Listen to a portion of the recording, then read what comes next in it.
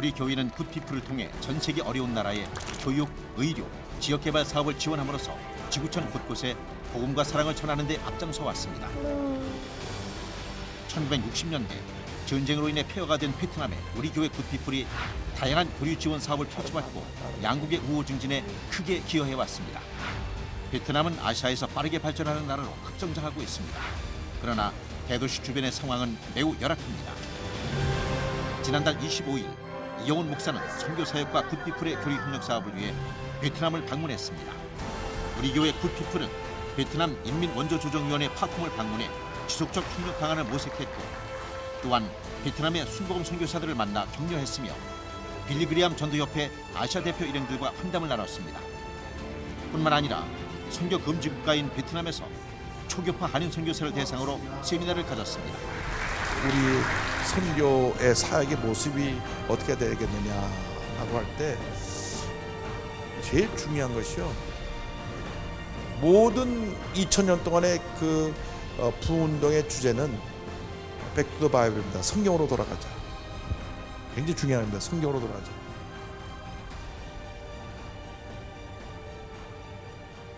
그래서 우리 선교 사역의 그 모든 그 방향 내용이 철저하게 성경 중심적이 돼야 된다. 성경 중심적.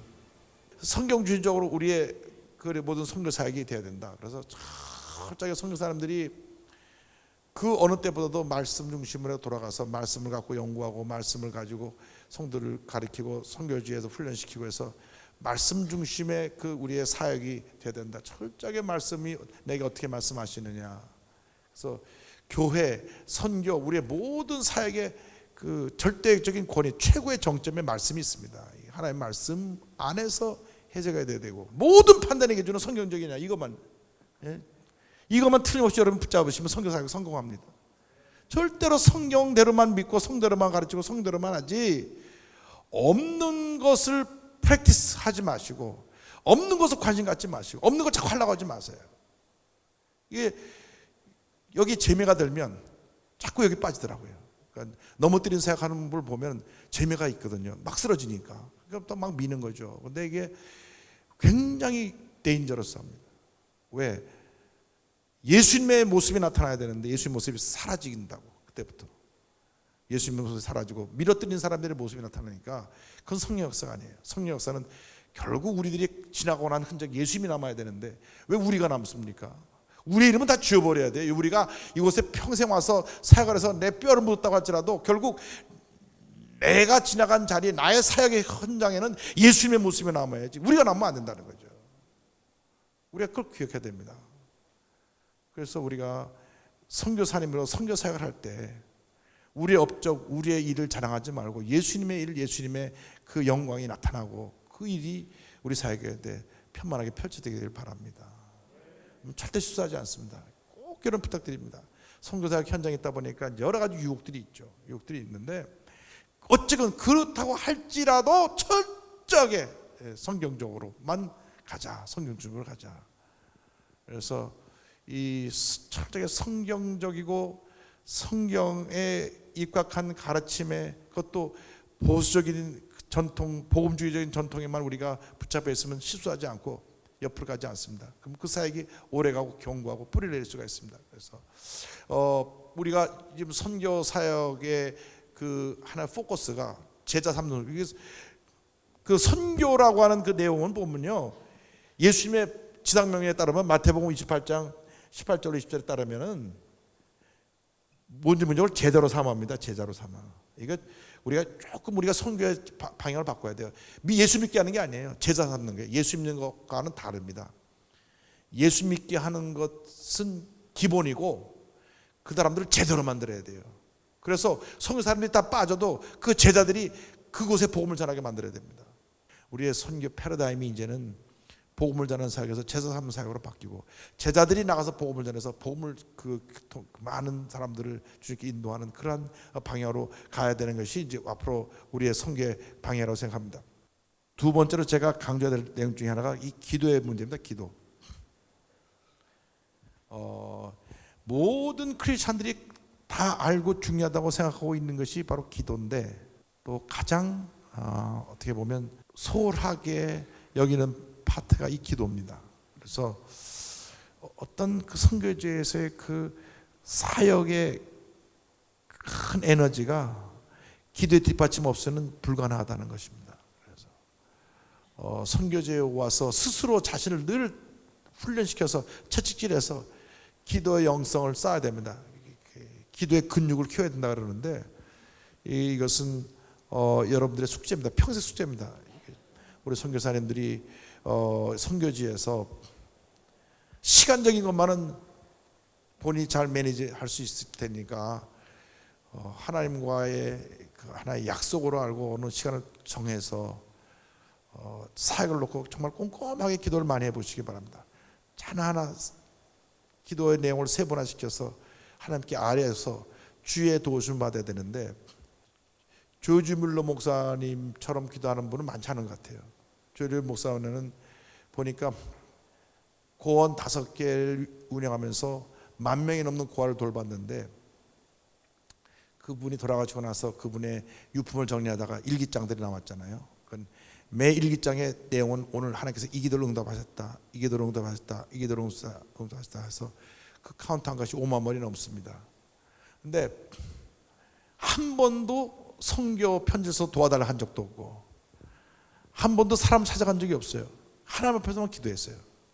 그래서 5만 번 응답을 받은 거거든요. 그러니까 제가 선교 보고 하지 말라는 얘기가 아니고요. 제가 드린 말씀은 기도가 우선순위라는 거죠. 먼저 하나님 앞에 내 모든 것을 아뢰고 하나님과 씨름을 하고 난 다음에 우리가 숙제를 풀어가야 되는데 선교제에 어려움이 당하면 우선 우리가 먼저 사람을 찾아가고 우선 선교본부를 찾아가고 우선 공부부터 내고 거기서 풀려고 하니까 끊임없이 문제는 또 나오지 않은가. 그래서 우리 선교사님들이 이제는 정말 조용하게 시간을 만들어서 하나님과 씨름하는 시간을 갖고 하나님과 대화하면서 하나님 앞에 나의 모든 걸 낱낱이 아뢰고 하나님은 언제나 우리의 그 세심한 기도까지 다 들으시고 그 기도를 들으시고 응답하신 하나님이시기 때문에 우리들이 이 선교지에서 영적으로 강해지기 위해서는 기도를 많이 해야 되겠다.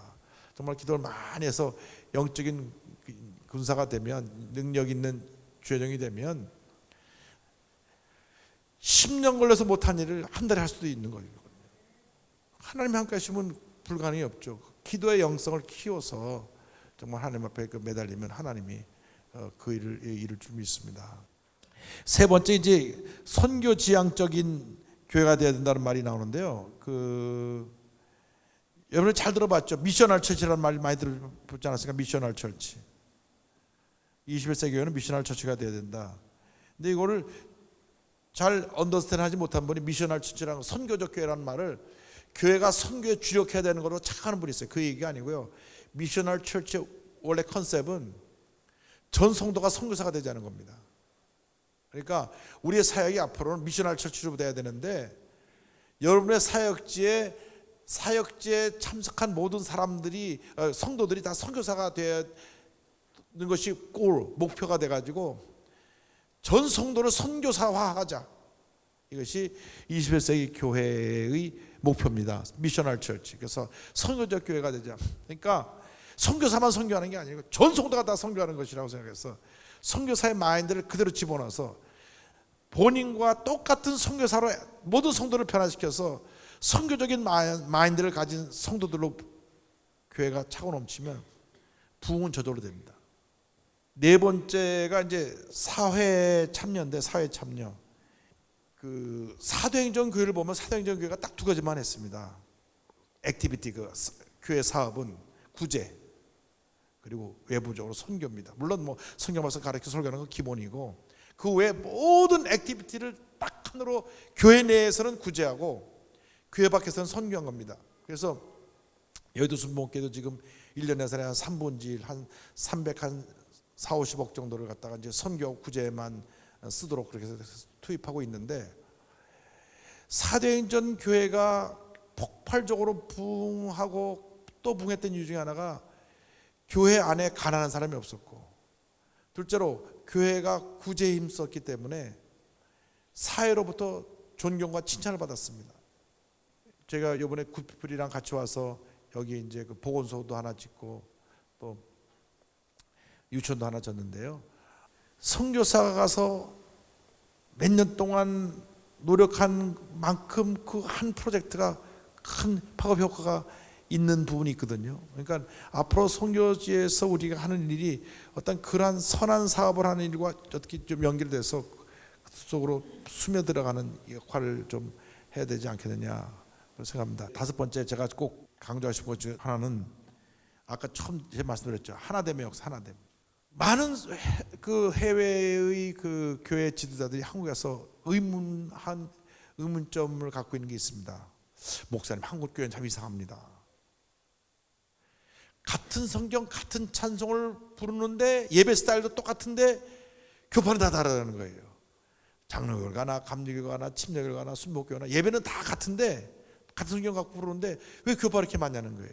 미국은 감리교 찬송 성경 다 다릅니다. 다른 번역을 써요. 성공회도 다릅니다. 우리 순복음도 달라요. 성경책이 다 달라요. 찬송가 다 달라요. 같은 성경도 다 어떤 NIV 쓰고 어떤 킹제임스 버전 쓰고 어떤 NSFP 쓰고 어떤 뭐 뉴트럴 트랜스레이션 쓰는 데 있고 교회마다 다 다른 성경 다른 찬송을 갖고 부르고 있는데 우리나라는 같은 성경 같은 찬송 갖고 부르고 있는데 교판이 이렇게 많아가지고 서로가 소통하지 아니하고 갈등하고 자꾸 이 교파 간에 이 충돌이 있고 다툼이 있는 것은 이건 문제가 있지 않느냐라고 하는 것에 대해서는 저는 전적으로 이것은 우리 한국교회가 풀어야 될 숙제라고 생각합니다. 그나마 다행한 것은 선교제에 나오면 선교사님들끼리 다 협력해요. 그래도 교파를 넘어서서 협력하고 자주 만나고 정보 교환하고 하는데 사도행전 3장에 은과 금은 내게 있거든 내게 없는 건 내게 주노니 곧 나사렛 예수 이름으로 걸으라 그랬는데 아까 제가 사도행전 10장 38절 말씀드렸죠. 성령과 능력을 기름 붓으셨다 그랬는데 우리에게 능력이 사라지니까 은과 금은 있는데 예수의 이름에 능력이 없는 거예요. 아주 중요한 일입니다. 사도행전 3장이 그거예요. 은과 금은 없는데 예수의 이름으로 안전벨을 일으켰잖아요. 요즘은 은과 금은 있다니까요. 교회마다 부자가 되고 풍요로운데 예수의 이름에 능력이 없으니까 사회적인 영향이 약해진 겁니다. 우리 선교사님들이 예수님의 이름의 권세를 가지고 그 사회 가운데 큰 하나님의 역사 나타나기를 간절히 소원합니다. 이게 성령 안에서 하나 돼서 이 같은 사역을 펼쳐나갔으면 좋겠다고 생각을 하고요.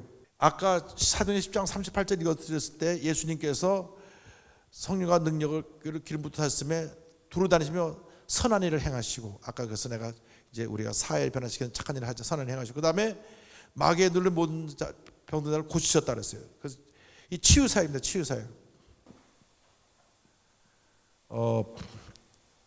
지금 한국의 가장 큰 문제가 뭐냐면 그 우울증 환자가 늘어났는데 6명에서 7명 중에 한 사람이 우울증이랍니다.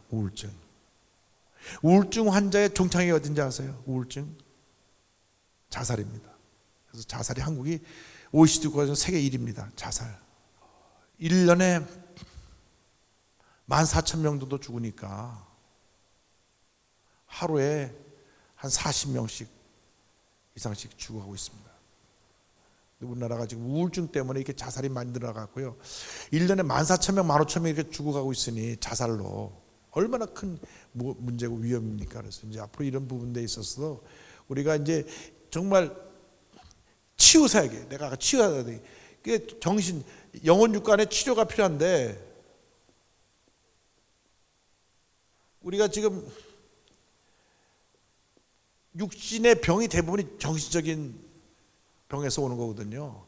그래서 가장 현대사회의 큰 병이 이제 우울증도 결국은 어디서 오느냐? 스트레스에서 온다. 스트레스.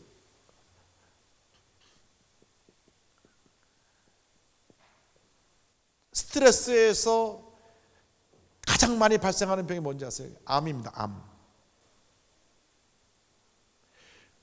사모님들이 암에 많이 걸려요. 그래서 우리가 선교사님들이 잘 하셔야 돼. 혼자서 스트레스를 많이 받고 있다고요. 선교사님 나가서 사역하고 사역의 기쁨도 있고 사람들에게 존중받고 인정받고 그러는데 사모님은 늘 뒤에 있잖아요. 그러니까 사모님들 신경 많이 쓰셔야 돼요. 사모님 중에 우울증 걸린 분들 꽤 있어요. 그리고 이 마음의 병 때문에 스트레스 받았고 암 걸리신 분도 꽤 있어요. 뭐 누구 잘못을 그 말하는 게 아니고, 제 말씀드린 것은 이러한 스트레스가 쌓이고 우울증이 들어오지 않게끔 늘 부부간에 많은 노력을 해서 늘 기쁨으로 살아갈 수 있도록, 사모님과 늘 기쁨이 충만할 수 있도록, 그 사모님과의 늘 좋은 관계를 유지하고 늘 기쁘고 감사하고, 이렇게 하지 않으면 남 얘기가 아니라 우리 얘기가 될 수 있어요. 내 얘기가 될 수 있어요. 그래서 정말 사모님 좀 잘 모시고 사시기 바랍니다. 우리 선교사님들은 무표정이고 사모님들 눈이 좀 반짝하게 커진 것 같은데 정말이에요, 그죠? 지금 이 치유 문제가 이제 심각합니다. 사역지에서도 마찬가지고요. 먼저 주의 종들이 이런 영혼육의 강건함이 있게 되기를 바랍니다. 그 미국의 군목 제일 위에 군종감이 별둘입니다. 별둘. 우리나라는 대령이 최고로 높죠. 네, 별둘인데 미국 육군 군종감 카버 수장이 이제 저희 교회 와갖고 이제 철야 때 설교도 하고 저랑 얘기를 나눴는데, 목사님, 전 세계에 나가 있는 채플린 미국 군목이 3,000명입니다. 3,000명인데 젊은 목사들이 이제 이라크나 이런 데 전쟁 현장에 가가지고 평생 보지 못했던, 처음으로 보는 막 팔이 잘려 들어오고 막 다리가 잘려 들어오고 막 피를 토하는 모습을 보면서 스트레스를 못 견뎌가지고 군목들이 자살한대요. 군목들이 너무나 그게 막 트라우마가 심해가지고 1년에 서너 명씩 군목이 자살한대요. 3,000명 중에.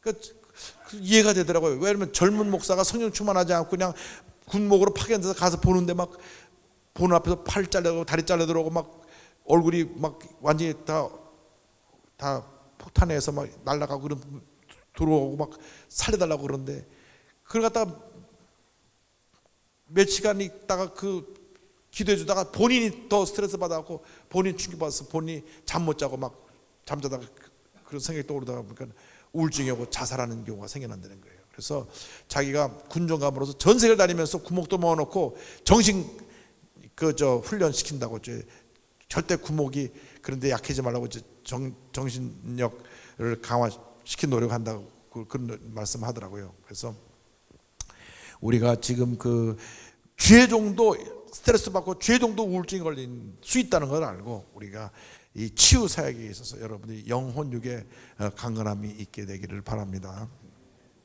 건강하셔야 돼요. 지금 건강하시지 않으면 의미가 없습니다. 그래서 우리 사역이 정말 하나님 앞에서 하나님 기뻐하시는 사역이 되었고요. 그 마지막 7번째 21세기 교회 우리 선교지 뭐 얘기할 때요. 옛날엔 철치 그로스란 말을 썼는데 요즘 철치 그로스란 말 안 씁니다. 옛날에는 성장이라는 말이 너무나 양적인 개념이라 그래갖고 요즘은 무슨 말을 쓰냐면 건강한 교회란 말 씁니다. 건강한 교회, 건강한 선교, 그러니까 healthy church, healthy mission. 건강한 교회, 우리 건강한 선교가 돼야 된다. 우리들의 사역이 건강해져야 된다는 겁니다. 이 건강해져야 된다고 하는 것은 그 말 그대로 영적으로, 성경적으로 모든 면이 건강해야 됩니다. 그래서 여러분의 사역이 주님 오실 때까지 건강한 사역이 되어서 주의 종들이 영육간에 건강하고 선교지가 영육간에 건강하고 여러분의 사역들이 정말 아름다운 열매를 맺게 되기를 간절히 소원합니다.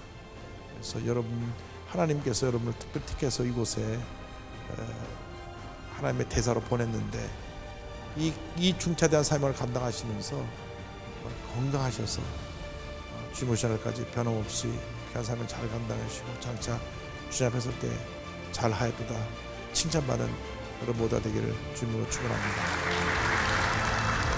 귀한 말씀이 우리 선교사님들에게 큰 힘이 되고 앞으로 사역하는 데 큰 도움이 될 것입니다. 하노이에서 2시간 떨어진 닌빙성. 이곳의 열악한 교육 환경 개선을 위해 우리 교회 굿피플은 지난해 8월 유치원을 재건축하기로 하고 기공식을 가졌습니다. 그 결과로 시설이 낙후되어 금방이라도 무너져 내릴 듯 위험천만했던 낡은 유치원이 6개 교실과 2개 교무실, 부속실을 갖춘 최신식 2층 건물로 재탄생했습니다. 이제 이곳 아이들은 베트남의 미래를 책임질 인재들로 성장할 것입니다. Mặt cho nhà trường xin cảm ơn tổ chức Woodvivo đã xây dựng cho nhà trường một ngôi trường khang trang sạch đẹp. 유치원 재건축을 축하하기 위해 많은 주민들이 참석한 가운데 준공식을 가졌습니다. 이날 베트남 정부에서 굿피플에게 감사장을 수여하고 굿피플은 아이들에게 선물을 전달했습니다.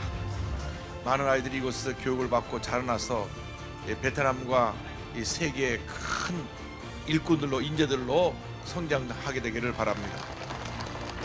Xin cảm ơn phía Hàn Quốc đã tài trợ để xây dựng một trường mầm non sạch đẹp như thế này. 인빙성에서 4시간 떨어진 푸토성. 기본적인 의료 혜택조차 받지 못하고 있는 주민들을 위해 우리 교회 굿피플은 지난해 9월 보건소 기공식을 가졌습니다. 기초적인 의료 장비도 없었던 낡은 보건소가 초음파기와 분만대, 멸균기 등 최신 장비를 갖춘 보건의료시설로 새롭게 지어졌습니다. 이제 푸토성의 주민들은 깨끗하게 지어진 보건소를 통해 의료 사각지대에서 벗어나 쾌적한 생활을 할 것입니다. Cảm ơn đến ngài Lee Jong-hun và tổ chức Good People International và mong muốn là trong thời gian tới là sẽ có nhiều cái sự hợp tác hơn. 우리 교회 굿피플은 이 지역의 건강을 책임지게 될 신축 보건소의 이양식을 갖고 양질의 의료 서비스를 제공하는 최고 의료기관으로 발전하기를 소망했습니다. 나누고 생기는 데 있어서 우리 굿피플이 앞장설 수 있다는 것이 무엇보다도 기쁘고 또 이와 같이 사랑을 나눌 수 있는 것에 대해서 너무나도 기쁘게 생각합니다. 또 이용훈 목사와 우리 교회 굿피플은 형편이 어려운 어린이의 집을 방문해 기도해주고 사랑의 선물을 전달했습니다. 또 굿피플이 이렇게 전 세계 우리 한국의 아름다운 그 섬김에 대해서 또 우리 여자 순복음교회 사랑의 헌신에 대해서 잘 앞장서 일을 하고 있는 것을 아시고 기도해 주시고 많이 도와주시기 바랍니다. 하노이 순복음센터에서 열린 축복 성회. 많은 교민들의 참석으로 은혜가 넘쳤습니다. 하노이 순복음교회에 오신 우리 이영호 목사님한테 진심으로 감사를 드립니다. 작년에 오시고 또 와주셔서 저희가 많은 큰 은혜 받고 또다시 1년을 버틸 수 있을 것 같습니다. 내년에도 꼭 한번 와주시길 바라고요. 목사님 사랑합니다. 하노이 순복음교회는 2011년 창립 이래로 베트남 복음화를 위해 힘써왔고 그 결과 크게 부흥성장했습니다. 이용훈 목사는 2배 규모로 확장 이전하게 될 새 성전을 둘러보며 축복했습니다. 조영기 원로 목사님과 이영훈 담임 목사님께 감사드립니다. 베트남의 복음화를 위해 열심히 최선을 다하는 선교사가 되겠습니다. 우리 교회는 굿피플을 통해 지구촌 곳곳의 어려운 이웃들에게 복음을 전하고 사랑으로 섬기며 돕는 데 앞장서 왔습니다. 이처럼 굿피플은 지금까지 베트남에 세계 유치원을 건립하고 식수 개선 사업 등을 통해 사랑 나눔을 실천해 왔습니다. 또 아시아나와 함께한 아름다운 교실 사업으로 베트남 저소득층 여성들의 자립도 지원해 왔습니다. 이런 사랑의 헌신에 끊임없는 기도와 후원으로 동참해 주신 성도 여러분 감사합니다. 앞으로도 우리 교회와 굿피플은 예수 그리스도의 사랑 나눔에 더욱 힘써 나갈 것입니다.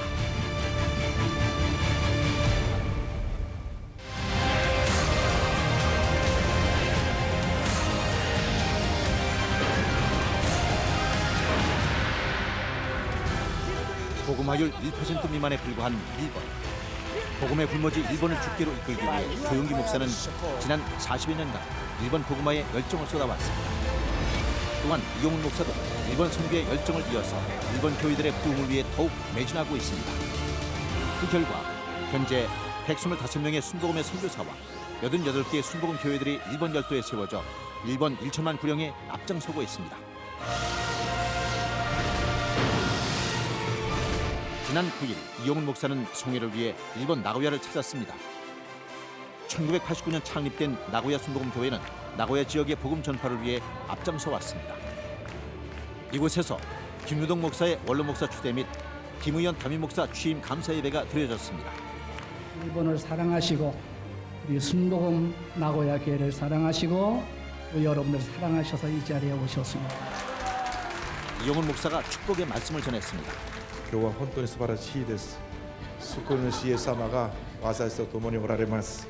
キムドン牧師先生は私がいつも尊敬して愛する牧師先生です。すべての栄光を主に捧げます。 여러분들께서 주님 오시는 날까지 이 교회를 위해서 죽도록 충성하신 봉사에서 먼 날 하나님 설 때 다 칭찬받고 상급받는 주님 일꾼 되기를 바랍니다. 그럼 하나님께서 교회에 복을 주시고 교회가 날마다 부흥하게 만들어 주시는 것입니다. 28년간 나고야 순복음 교회를 위해 헌신한 김유동 목사의 원로 목사 추대식이 진행됐습니다. 이어진 담임 목사 취임식에서 이용훈 목사는 김의연 목사에게 취임 축하패를 증정했습니다. 長い間日本のリバイバルのために名古屋のリバイバルのためにお働きくださり本当にありがとうございます。 이번 감사 예배를 통해 참석자들은 나고야의 부흥을 위해 일본 부흥을 위해 더욱 힘쓸 것을 다짐하는 은혜의 시간이었습니다.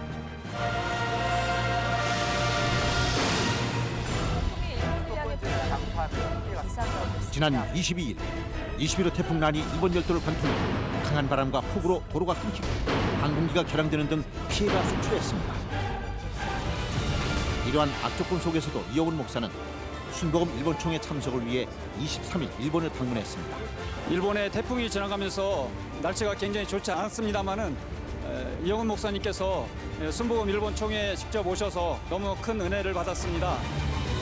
태풍으로 인한 도로 통제에도 불구하고 말씀과 일본 복음화에 대한 열정으로 일본 전역에서 순복음의 선교사들이 한자리에 모였습니다.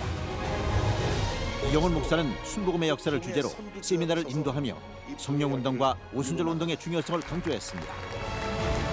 이용훈 목사는 일본의 선교사들을 격려하는 시간을 가졌습니다. 또한 이번 총회에서 목사 안수식이 진행됐고 실행위원회에서 총회에 대한 전반적인 일정을 논의했습니다.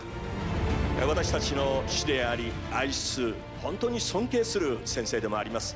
今日この台風の中本当に恵みのうちに守られてここまで来てくださいました。 성령 대망의 시간. 이용훈 목사는 은혜의 말씀을 선포했습니다. 이렇게 일본 전역에서 일본 선교를 위해서 힘쓰고 계신 우리 목사님, 전사님 뵈니까 참 기쁩니다. 일본은 아시아에서 가장 복음화가 안 된 나라입니다.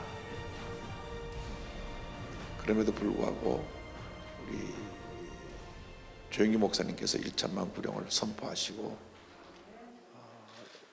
일본 전역에 교회가 세워지고 또 일본 총회가 서서 일본 교회 전체 부흥을 이끌고 계심을 깊이 감사드립니다.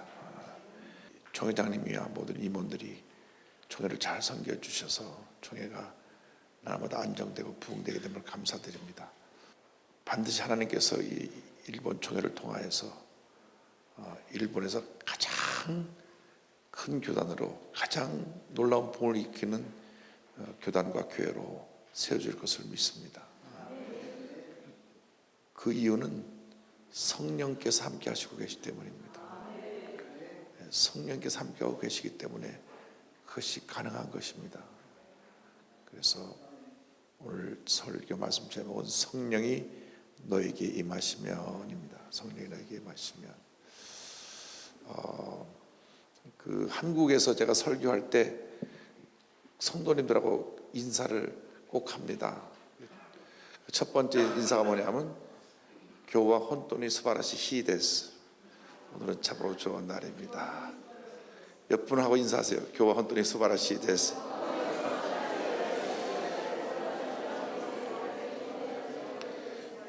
두 번째가 교 와다자신이 요이고토가 고리마스.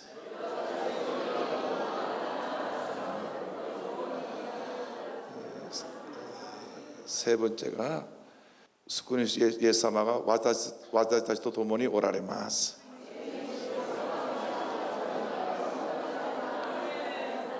할렐루야. 주님이 우리 함께 계십니다.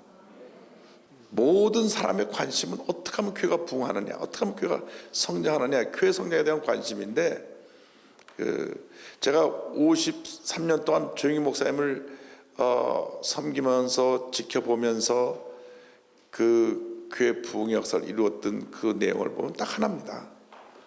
성령 충만. 성령 충만입니다. 그러니까 교회 성장 세미나를 갖고 많은 것을 배우고 무슨 어떤 조직을 하고 교회 내 그런 것들로 부흥하는 것이 아니라 성령 충만입니다. 조영희 목사님께서 그 불광동에 5명으로 출발해가지고 서대문으로 와서 10,000명이 돼가지고 다시 여의도로 갔는데요. 그때 무슨 교회에서 무슨 세미나를 이렇게 한 적이 없습니다. 그냥 성령 충만밖에 한 부흥회만 했습니다. 1년 12달 부흥회만 했어요. 매달 부흥회를 했어요. 그 부흥의 목적은 성령 충만입니다. 그 1년에 한 번은 조영희 목사님께서 친히 일주일 동안 부흥회를 인도하셨습니다. 그 시간 불이 떨어졌고 성령 충만 받으니까 전도하라고 하지도 않았는데 성령 충만 받은 성도들이 나가서 열심히 전도해가지고 막 사람들이 구름대처럼 몰려왔습니다. 그래서 우리가 일본 선교에 다른 길이 있는 게 아닙니다. 성령 충만밖에 없습니다. 성령 충만. 조영희 목사님 한 평생 성령 충만 하나 가지고 세계 최대 교회를 이루었습니다. 대단히 죄송하게도 우리 순복음 교육자들이 딴 데 뭐가 새로운 게 있나 하고 여기저기 가서 세미나를 듣고 교육을 받는 분들이 있어요. 옛날에 우리 한국에 그 독일의 어떤 선교사님이 분명히 한국에 왔는데 선교 연락과 선교에 왔다고 보고가 되지 않았어요. 1년에 몇 번씩 한국에 왔다 가는데 그래서 나중에 알고 보니까 와서 다락방 교육을 받은 거예요. 다락방 교육. 그런데 독일의 그 교회가 결국 깨지고 교인이 다 흩어지고 본인이 다락방을 포기하고 다시 성령운동을 하고 겨우 교회를 수습해놨는데 순복음은 성령 충만해서 한 발짝도 다른 데로 가면 안 됩니다. 철저하게 성령 충만 받고 방언을 말하고 그다음 복음의 증인되는 사명을 감당해야 되는 것입니다. 그래서 교회 부흥, 교회 성장에 다른 길은 없다. 오로지 성령 충만이다. 그것을 저는 말씀드리고, 그러면 어떻게 성령 충만 받고 어떤 역사 나타나느냐? 사도행전 1장 4절로 8절에서 제가 3가지만 말씀드립니다. 1장 4절입니다. 사도와 함께 모여서 그들에게 분부하여 이르시되 예루살렘을 떠나지 말고 내게서 들은 바 아버지께서 약속하신 것을 기다리라. 첫 번째 예수님께서 주신 말씀은 기다리라는 것입니다. 기다리라. 성령 받기까지 기다려야 됩니다. 어떻게 기다리느냐? 그 뒤에 1장 14절 가보니까 마음을 같이하여 오로지 기도에 힘쓰더라 그랬습니다. 말씀 붙잡고 성령 받을 때까지 기도하고 또 기도하고 또 기도하면서 기다리는 것입니다. 어떤 사람은 처음 교회 나오는데 그날 불받아고 방언 터지기도 하고, 어떤 사람은 1년이 걸리기도 하고, 어떤 사람은 10년이 걸리기도 하고, 어떤 사람은 20년이 걸리기도 합니다. 그러나 성령 받고 방언을 말하고 충만 받을 때까지 기다리고 기도하면 하나님의 성령에 사로잡히는 은혜를 체험하게 되는 것입니다. 근데 그 말씀 보니까 예루살렘을 떠나지 말고라는 말이 있어요. 그러니까 성령 받을 때까지는 한 걸음도 움직이지 말고 자리를 지키고 부르짖어 기도하고 또 기도하고 또 기도하고 또 기도해야 되는데 무엇을 기다리냐? 아버지의 약속하신 것.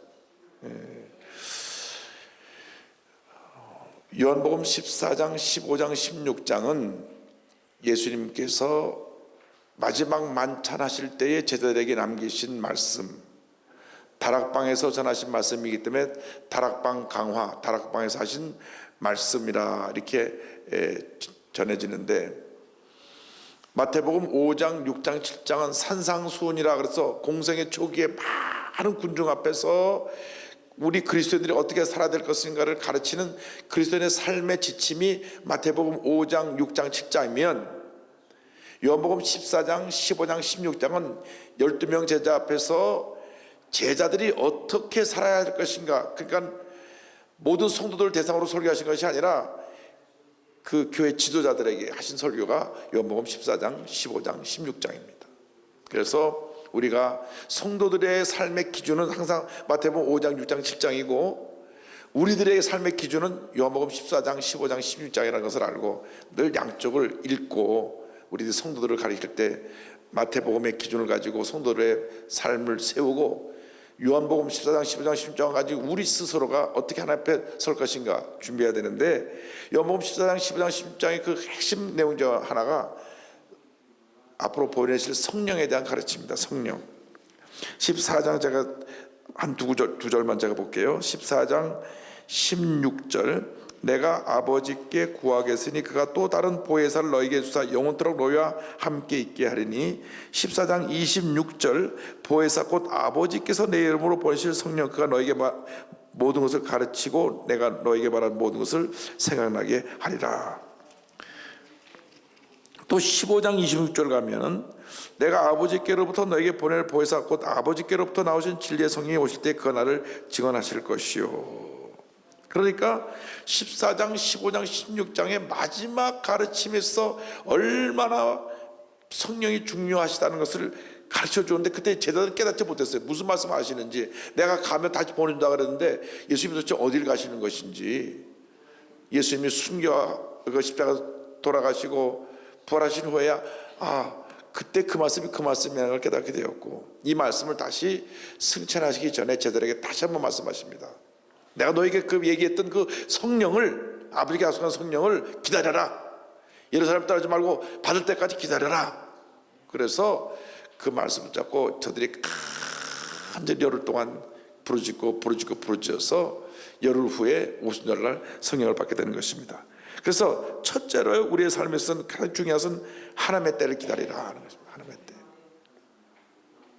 왜 교회가 부흥이 안 됩니까? 몸부림쳐도 교회가 부흥이 안 되는 거예요. 성령이 임해야 돼요. 문제가 어디 있느냐? 우리가 하려니까 안 되고 하나님이 하셔야 되는데 그것이 결국 우리의 문제인 것 같아요. 그래서 하나님의 때가 있다.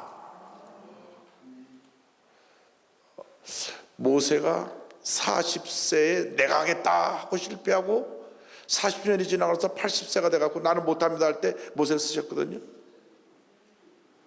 근데 모세만 우리가 늘 40년을 기다렸다고 생각하는데 가만 보니까 모세가 8세부터 120세까지 시력이 쇠하지 않고 건강한 몸으로 40년 살아갈 동안에 모세의 몸쪽으로 따라다니는 여호수아가 있습니다. 여호수아가 40년을 따라다닌 거예요. 그리고 모세가 하나님께 부름받았을 때 여호수아가 바톤 터치를 하는데, 그 전까지 여호수아의 큰 활약하는 것은 없어요. 늘 몸종으로 따라다녔는데 40년을 기다렸다가 그 일을 다시 받은 터치를 합니다. 요셉이 꿈을 꾸고 난 후에 13년 후에나 지나서 그가 많은 고난을 겪고 나서 애굽의 총리 대신이 됩니다. 그러니까 하나님의 일이 어느 순간 이루어지는 것 같지만 그렇지가 않아요. 때가 있는 거예요. 때가. 특별히 일본에서 너무나 오랫동안 몸부림치는데 교회가 안 되고 힘들고 밤낮 그 사람이 그 사람이고 그렇게 생각하지 말고 반드시 때가 있다니까요. 하나님의 때가 옵니다. 그 하나님의 때를 기다리면서 절대로 낙심하지 말고 포기하지 말고 성령으로 충만하고 말씀으로 충만해서 믿음으로 나가면 기적이 날 줄을 믿습니다. 그래서 우리 사랑하는 우리 모든 우리 일본 총에 계신 주의 종들은 정말 성령의 사람이 돼가지고 한번 일본 역사를 뒤집어 놓는 그런 큰 붕역사를 일으키게 되기를 바랍니다. 두 번째, 아버지의 약속하신 것인데, 아버지의 약속하신 것, 이게 1장 5절을 보니까 요한은 물로 침례를 베풀었으나 너희는 면회를 볼 때 성령으로 침례를 받으리라 하셨느니라. 요 성령의 침례, 성령의 세례라는 표현이 2장 4절 가서 보면 성령으로 충만함 받는다는 표현으로 바뀌어져 있습니다. 그러니까 사도행전을 보면 성령 세례와 성령 충만은 같이 쓰여졌어요. 그래서 우리 하나님의 성회, 우리 순복음교회에서는 신학적으로 어떻게 해석하냐면 성령의 충만을 처음 받을 때 첫 사건이 성령 세례고, 그 다음에 계속해서 재충만 받아야 된다. 성령 충만은 지속적인 사건이고 성령 세례는 이례적인 사건이다, 그렇게 봅니다. 그래서 우리가 성령 세례 받는 체험을 하고 난 다음에는 그로 끝나는 것이 아니라 계속 재충만 받아야 돼요. 한 번으로 끝나면 안 돼요. 여러분 자동차에 휘발유를 넣는데 한 번은 가득 채웠다고 해서 평생 가지 않잖아요. 기름이 또 줄기 때문에 또 충만하고 또 충만하고 또 충만하고 또 충만하기를 바랍니다. 그래서 우리에게 있어서 중요한 것이 늘 성령으로 충만한 것입니다. 오카는 목사님이 한국에서 제자훈련의 대가입니다. 제자훈련을 통해서 얼마나 많은 사람들이 교육을 받은지 모릅니다. 그런데 늘 무언가 부족해. 그렇게 성경을 많이 가르쳤는데도 무언가 한계를 넘어서지 못한 거예요. 뭐가 문제가 있나? 성경을 보니까 예수님의 제자들이 그렇게 제자훈련을 받았지만 성령 받기 전에는 다 무기력했구나. 그래서 이제 성령 충만 받으려고 해외에 나가서 신령한 목사님에게 기도를 좀 받으려고 그러는데 성령께서 한국에 성령 충만한 종인데 왜 해외까지 가느냐. 그리고 주기 목사님께 와서 안수받은 겁니다. 오카는 목사님이요. 하영조 목사님은 하와이 가가지고 우리 순복음교단의 출신인 로렌 커닝 목사님이 거기 예수전단을 만들어서 2만 명 넘는 선교사를 보냈는데 거기서 성령 받고 오신 거예요. 하영조 목사님은. 그래서 오늘 교회 하영조 목사님 천국 가시기 전에 설교하신 내용 보니까 다 성령 받고 방언 말하십시오. 장로교 목사님인데 다 성령 세례 받고 방언 말하라고 설교 때 말씀하셨어요. 그게 돌아가시기 전에 마지막으로 큰 설교 가운데 그게 있습니다. 그래서 우리가 일본에서 일본 선교 역사를 새로 쓰려면 다 성령 받고 방언 말하고 그래서 하나님의 일꾼으로 쓰임 받아야 됩니다. 오늘 셋째로 기억해야 될 말씀은 증인이 되리라는 말씀입니다. 1장 8절에 여기 꼭 기억해야 될 말씀은 성령이 너에게 임하시면 너희가 권능을 받고 예루살렘과 온 유대와 사마리아 땅까지 내 증인이 되라고 하셨는데 여기에 세 단어가 하나입니다. 성령, 권능, 증인인데 이 권능이란 말이 두나미스잖아요. 두나미스라는 말이 다이너마이트가 거기서 파생되어 나왔는데 폭발적인 능력, 두나미스. 성령이 임하면 두나미스를 받는다는 거예요. 두나미스. 아주 파워가 아주 그 폭발적인 능력을 받게 되는데 왜 권능을 받느냐? 목적이 있어요. 그것은 뭐냐면 증인이 된다. 이 증인이란 말이 말투스라는데 말투스란 말이 순교자입니다. 순교자. 그러니까 목숨 내놓고 보물 전하는 증인이 된다는 겁니다. 보통 증인이 아니라 순교자적인 영성을 갖고 보물 전하는 사람들이 바로 성령 받은 사람들이다. 그래서 성령 받은 사람이 권능 받고 권능 받은 사람이 증인이 되기 때문에 하나님의 역사가 그 사역 가운데 나타나는 것입니다.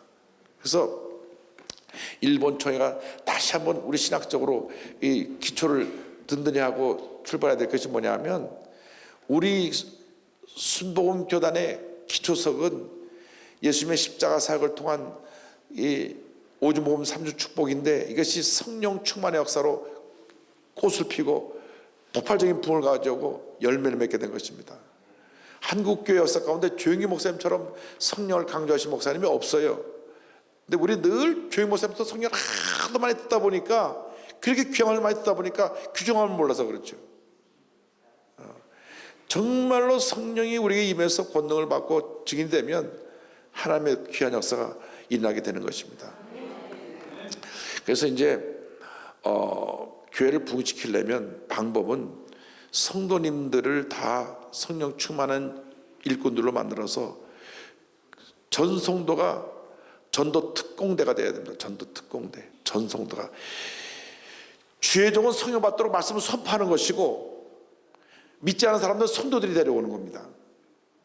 그러니까 우리가 주의 종들이 전 성도에게 숙제를 줘야 돼요.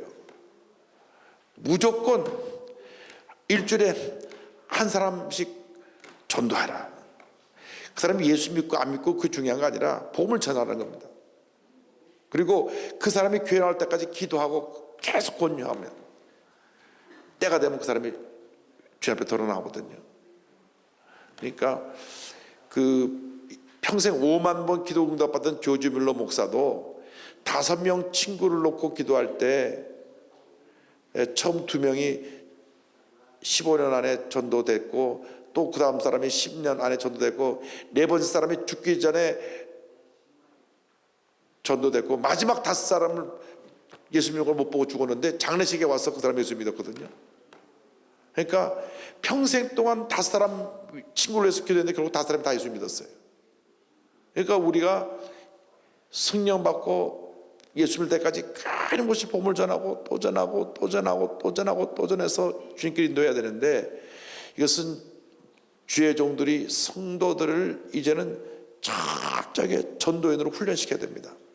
이번에 우리가 다 성령 충만받고 능력 있는 종이 되어서 여러분 사역 가운데 많은 병자 고침받고 교회가 부흥하고 폭발적인 하나님의 축복의 역사가 일어나게 되기를 바랍니다. 반드시 그렇게 되어야만 하고 그렇게 될 줄로 믿습니다. 하나님께서 우리 귀한 종들을 사랑하여 주셔서 일본 총회를 통하여서 전무후무한 부흥의 역사가 일어나게 할 줄 믿습니다. 폭발적으로 부흥해서 하나님의 큰 역사를 이루고, 이 귀한 사역을 통해서 하나님의 귀한 역사가 계속해서 온 일본과 아시아 지역에 퍼져나가게 되기를 바랍니다. 우리가 하나님의 사람으로, 성령의 사람으로 변화만 되면 나이와 상관이 없이 모든 것을 초월해서 하나님 부흥을 하실 줄 믿습니다. 그래서 간절히 소원하기는 일본 총회가 매년 더듬하고 딱 2배씩만 갑절로만 성장하게 되기를 바랍니다. 순복음의 선교사들은 성령 충만과 일본 2천만 구령을 위해 뜨겁게 기도했습니다. 이용훈 목사님 오실 때에 성령의 바람을 몰고 오셔서 그 태풍보다 더 강한 성령의 바람으로 그 바람을 몰아내고 모든 교역자들이 이곳에 모여서 오늘 큰 은혜의 시간이 되었습니다. これから純福音の50の福音また30の祝福を持って本当にこの日本1000万教例のために働いていきたいと思います。 우상과 사신의 나라 일본, 조용기 목사의 일본을 향한 복음 전파로 하나님의 부흥의 역사는 지금도 계속되고 있습니다. 그리고 이용훈 목사의 이번 일본 송일을 통해 또다시 부흥을 위한 성령의 불꽃이 타오르게 됐습니다. 이번 나고야 송회와 순복음 일본 총회를 통해 참석자들은 태풍에도 불구하고 일본 1천만 구령을 위한 뜨거운 열정으로 기도했습니다.